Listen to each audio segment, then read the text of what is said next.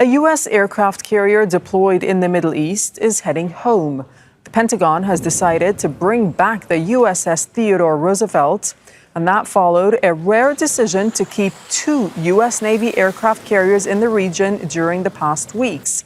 The Biden administration had increased U.S. military presence in the Middle East to help defend Israel from possible attacks by Iran and its allies. Let's bring in Elijah Magnier. He's a military and security analyst joining us from Brussels. Welcome back to Al Jazeera. Why, in your assessment, is this aircraft carrier heading home now? Thank you for having me. Aircraft carrier are not just warship, but they are mobile military bases capable of projecting power across vast distance.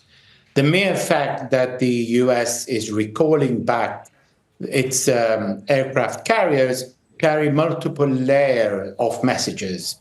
First, it's a message to the Israelis that we don't have any appetite to escalate in the Middle East, and that the response, the retaliation from Iran is not imminent, and you do not create a retaliation against the Iranian or start a war with Lebanon, because this is not the time, and this is not something that the Americans are ready to accommodate Benjamin Netanyahu, the Israeli prime minister, in his objective to continue endless war, because he is refusing to strike a deal with the Palestinian resistance.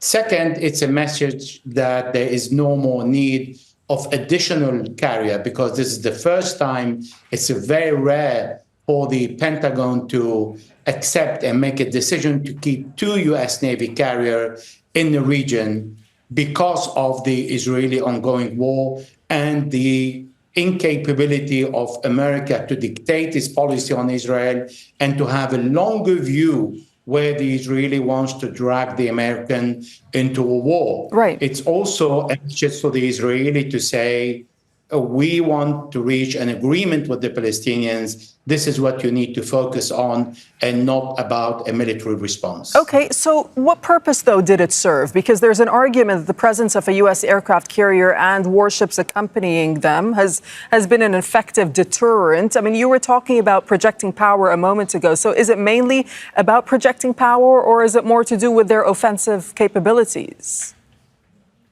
Well, aircraft carriers still matter, but their role as a deterrent is increasingly nuanced, because although they serve as a mobile hub, as a power show of force, communication, deterrence, however, there are missile technology that have evolved, and there are powers in the Middle East, like Iran and its allies, equipped with adequate missiles. Nevertheless, it's not that easy and straightforward to hit a U.S. carrier.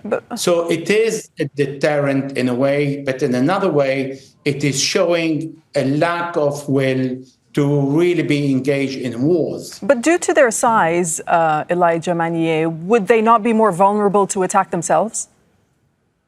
That is true, but the carrier never travels on its own. It consists of many other ships that protect the carrier, like submarines, like other small destroyers, like a squadron. They can move faster, like the Berg-class guided missile destroyer, and they can intercept missiles that are directed toward the carrier, particularly in an area where the Americans are aware of the capability of hypersonic, but not only supersonic, surface-to-surface missile in the hand of Iran and its allies. Yeah, that's the thing. Remaining vigilant.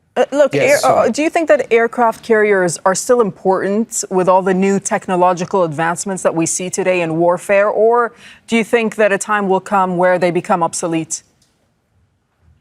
It is true, they can become obsolete, but they move a large force into a nearby area. For example, the Americans don't need to be opposite the Iranian coast to start a war with Iran. They can go from a further distance and then they can have 90 to 140 aircraft ready to be engaged in a battle. But yes, of course, they can also be considered as sitting ducks for a very advanced surface-to-surface missile and can be seriously damaged. And this is why I think the Americans pulled out the second carrier, because they really don't want to send a belligerent missile to the Middle East.